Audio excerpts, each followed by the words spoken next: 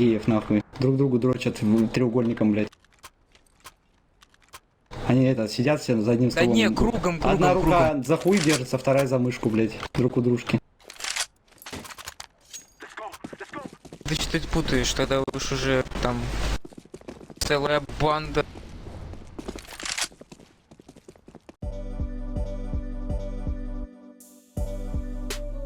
So, it's been a while, huh? I don't know, I guess the holidays came around and I took a few weeks to rest, and then I kinda just got too lazy to open that hellscape that is Counter-Strike for long enough to make a video. But I'm back, I guess. Who knows for how long?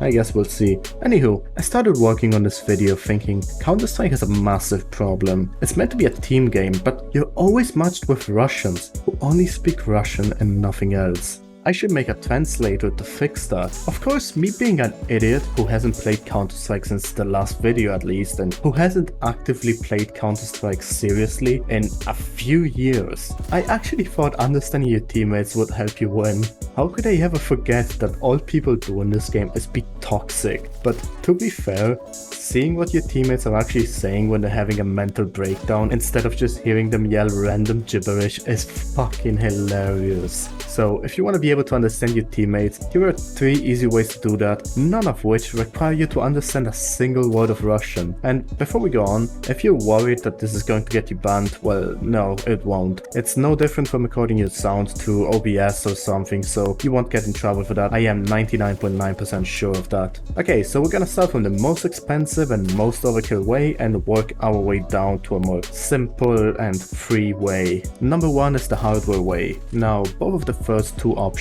are going to work in more or less the same way. You take the audio from your game and you forward it to Google Translate to actually do the translation. So this is pretty simple to do the hardware way. You need 2 audio devices, say 2 sound cards, 2 audio interface, 2 mixers, or any combination of those. I have pretty much all of those except for sound cards because fuck sound cards, but I will use 2 audio interfaces here as an example, mainly because they're pretty small and convenient. Now the only caveat for doing it this way is that at least one of your audio interfaces needs to have a direct monitoring feature, otherwise you'll be dealing with delay when you listen to the game sounds, and that's gonna be awful. Of course you can also just use a splitter if you don't have direct monitoring. I don't have a 1/4" splitter, only an XLR splitter, but you get the point. It's like a wide junction for your cables. The process is pretty simple. You're gonna choose one device to use as the output for Counter-Strike. In this case I'm going to use this Focusrite audio interface, and you're going to choose another one to use as the input for the translator. In this case I'm going to use this other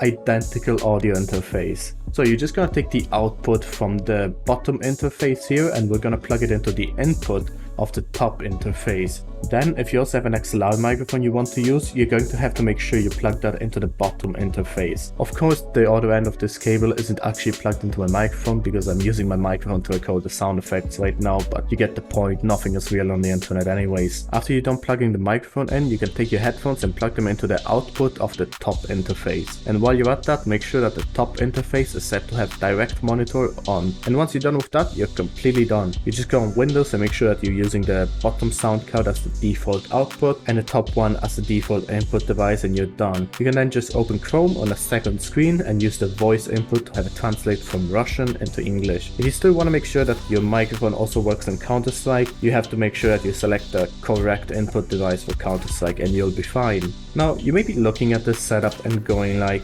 Jesus, that's like 300, 400 bucks if not more in audio equipment. I don't have that kind of money for that. I have to spend it all on new cases to fuel my crippling gambling addiction. And I get it, not everyone has this kind of stuff just laying around like me. So enter the software solution. You can just download a software called Voice Meter or something. I'll leave a link in the description, and you can just use that pretty much more or less the same way. The UI was pretty self-explanatory in my opinion, and it wasn't that hard to figure out. Just make sure to use the Voice Meter input as the output device for Counter-Strike, and to use the Voice Meter output as the input for Chrome, and everything will be fine. Now with both of these solutions there is one problem, well technically 2, and it's that you're using Chrome to have Google Translate open, and we all know Chrome is a slow piece of shit, and it's also kind of inconvenient to set up. Wouldn't it be great if there was a simple software you could just install and it would do everything for you and just translate what your teammates say and maybe even use text to speech to play it back? Well, that was my first idea when I started working on this video. I was just gonna make that. So I spent a few days working on that and having to deal with the stupid Windows API, which never fucking works and has a documentation